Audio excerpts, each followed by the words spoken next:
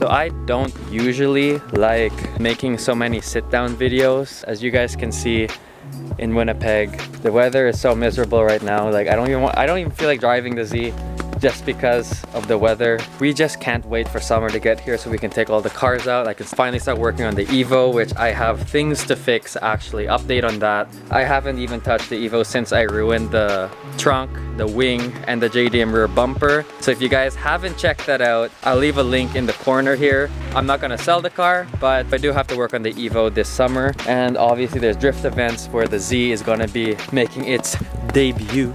Until then, we are left in a miserable state. It's March, it's almost April, and it's snowing so much. Like look at Josh's CRV covered in snow over there. So that's an update on that. Unfortunately, we're not gonna be doing anything outside with the cars, so we're gonna be going back inside to film a video. What is up guys? Welcome back to the videos. Mikey from JDM Icon here. If you guys are new, remember to leave a like and subscribe to the YouTube channel as it really does help us out. We're almost at 10K subscribers, so I am really pumped and happy to hit that milestone. We've been making videos for a few years now on YouTube. It's become a part of my life and it's become something that I do every day. Not every day, but it's something I do and work towards every week. So I do upload at least 1 or 2 videos a week. Lately, it has been hard just because of the weather and stuff like that. Right now, I'm rocking the Icon Club hoodie, which basically has our logo in the corner, as well as the back over there too. So to give you guys a better look, this is essentially how it looks like, but just on a t-shirt. It says iconic Japanese car culture at the back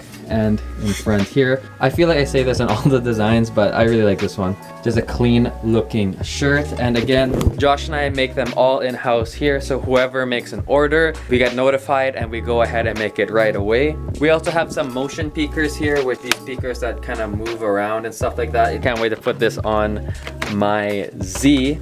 Alright, so to get on with the video, if you clicked on this video, you're probably interested in importing a JDM car. It's kind of like a trend to be a JDM car enthusiast or to have a JDM car, and it's with the new car enthusiast, it's kind of become, in a sense, like a fashion statement or an image in a way, because I've noticed a lot of newer car enthusiasts don't know anything about cars and they don't have the urge to learn about cars, but they just want to have a JDM car because it's a look and they want to, in a sense, show off, which is okay. A lot of people who own even Ferraris or Lamborghinis or even BMWs, honestly, they buy the car for the image, and some cars nowadays aren't only looked as a means of transportation or a way to get you from point A to point B, or else everyone would be driving a Toyota Prius. But obviously we're not all the same person, and we want to have a specific car that we personally feel good in and feel good driving, just like it's a brand name piece of clothing or a nice pair of sneakers or something like that. Unlike clothing and sneakers, there are a lot of things to consider when owning and buying a JDM car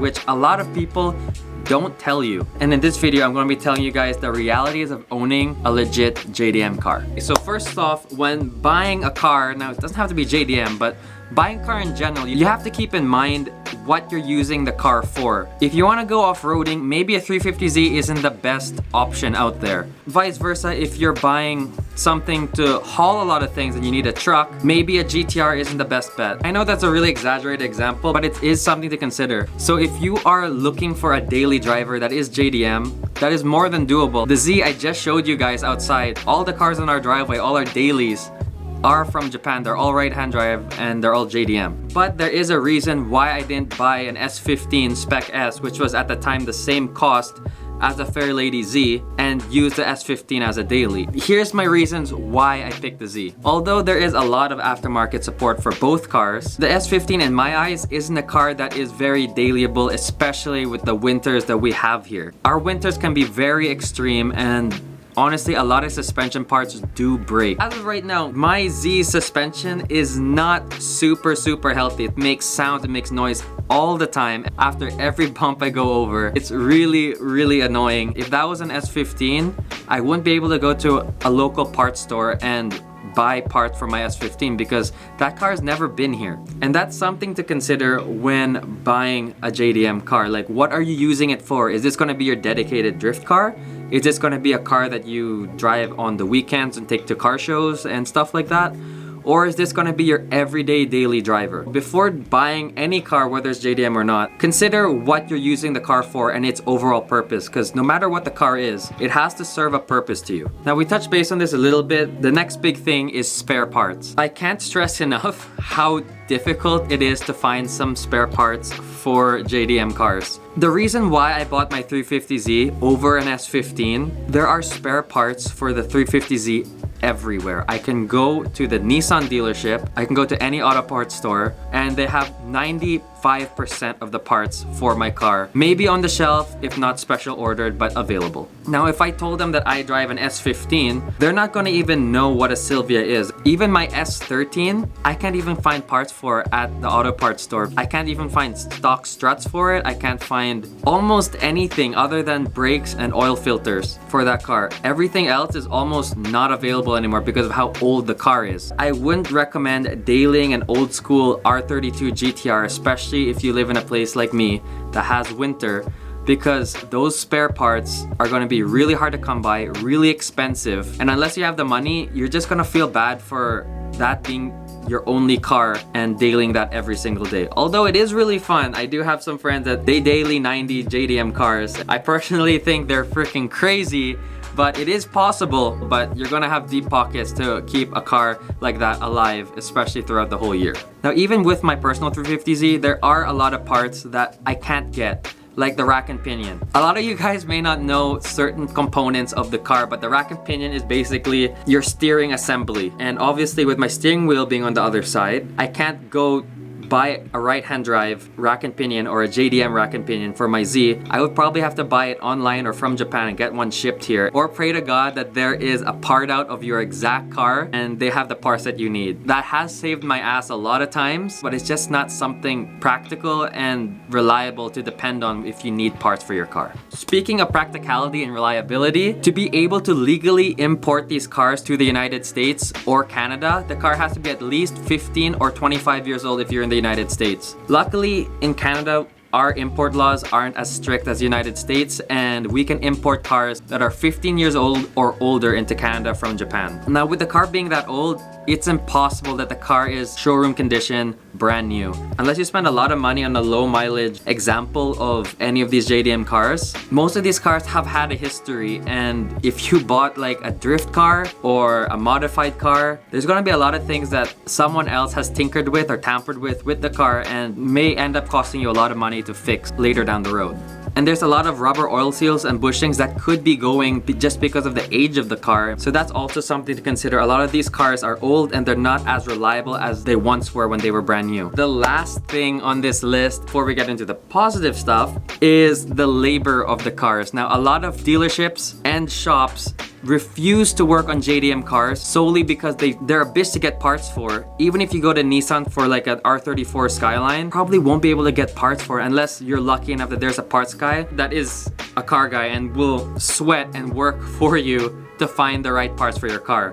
Unfortunately, not every dealership has someone like that, and not every shop has a JDM lover willing to work on these cars. So a lot of the time they may not even accept your car because it's JDM, and if the shop finds or thinks that the car might be too much of a hassle to work on, they might turn you down and accept another job from a car that is maybe easier to find parts, easier to work on, and won't take up too much time on their hoist. So what a lot of us car enthusiasts do is we look up and we research what cars in North America share parts with cars from Japan. And hopefully we find something that works, but in some cases, we may not find that exact part, or maybe that part is only for that specific model car, meaning we have to get the parts from Japan, and it could take at least 2 weeks to a month, if not longer, to get here. In terms of a labor standpoint, and to be able to go to any auto repair shop and get your car fixed there, that's something a lot of people don't consider when buying JDM cars.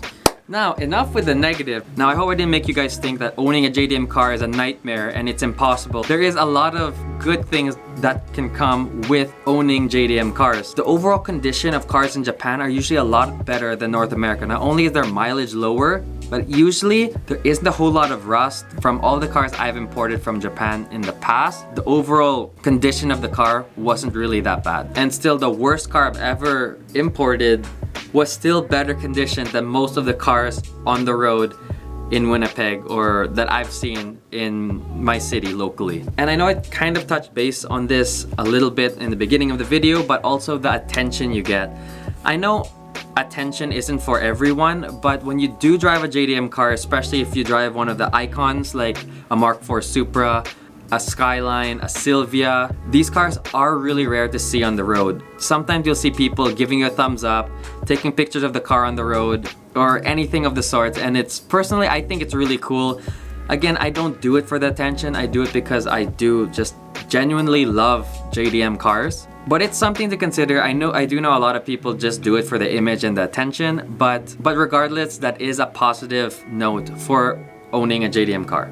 And last but not least is the experiences and the community that you get to be a part of when owning a JDM car. Being a part of this community is honestly amazing because I've met so many of my current friends right now through cars, and meet new people who get and understand your passion for cars and, you know, the love of Japanese everything. Personally, I think that is something really, really cool, and that's just something that I always look forward to, and being a part of this community and learning so many different things about cars and stuff like that. So before I end this video, I just hope I kind of opened your eyes to what it's really like when owning a JDM car. Remember, these cars are old. Sometimes they're not as reliable as they once were 15, 20, 25 years ago. But look at it this way, it's definitely an experience owning one, and when you do own a JDM car, you're gonna have a lot of fun in it, and it's gonna be, when they do work, you're really gonna enjoy it. But anyways, I hope this video opened your guys' eyes and made you guys more aware of what the realities are like when owning a JDM car. I hope I didn't scare any of you guys. Thank you guys so much for watching this video. I hope you guys enjoyed it. Remember to leave a like and subscribe, as we're almost at 10,000 subscribers. It's been a long milestone for me, and I'm so happy and thankful for all of you guys for watching the videos. We're almost at 10,000. It's something I've been working towards, and it's only 10,000, which is really, really small for YouTube, but it's a lot for me. So thank you guys so much for liking the video, sharing it, sharing with your friends or whatever. It really means a lot for you guys to support my YouTube videos and JDM Icon in general. So remember, if you guys want to check out the merch, the link is down below. Once again, thank you guys so much for watching. I'll catch you guys in the next one. Peace.